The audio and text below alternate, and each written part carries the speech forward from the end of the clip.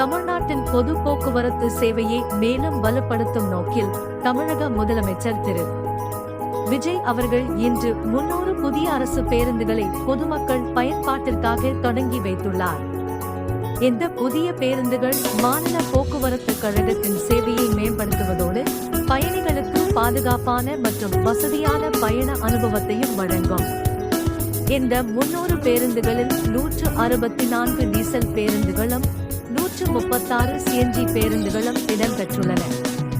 சுற்றுச்சூழலுக்கு உகந்த வகையில் உருவாக்கப்பட்ட இந்த வாகனங்கள் மாநிலத்தின் பல்வேறு பகுதிகளில் இயக்கப்பட உள்ளன.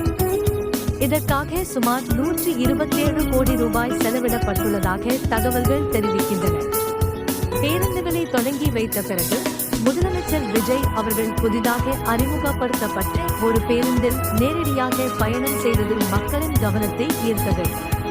பயணிகளுடன் உரையாடி ஓட்டுநர் மற்றும் நடத்துனரின் பணிகளை பாராட்டி பொது போக்குவரத்து சேவைகள் குறித்து அவர்களது கருத்துக்களையும் கேட்டறிந்தார். இந்த செயல்பாடு அரசு மக்களின் தேவைகளை நேரடியாக அறிந்து செயல்பட விரும்புகிறது என்ற செய்தியை வெளிப்படுத்துகிறது. தமிழகத்தில் தினமும் கோடிக்கணக்கான மக்கள் அரசு பேருந்துகளை பயன்படுத்தி வருகின்றனர்.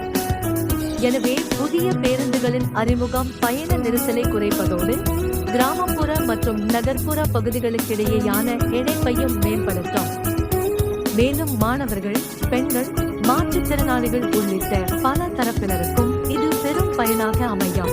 மொத்தத்தில் இந்த 300 புதிய பேருந்துகளின் அறிமுகம் தமிழகத்தின் போக்குவரத்து வளர்ச்சியில் ஒரு முக்கியமான முன்னேற்றமாகும். மக்கள் நலனையும் தரமான பொது சேவையையும் முன்னிறுத்தும் இந்த முயற்சி தமிழகத்தின் வளர்ச்சி பயணத்தில் மேலும் ஒரு மைல்கல்லாக அமையும். நன்றி, வணக்கம்.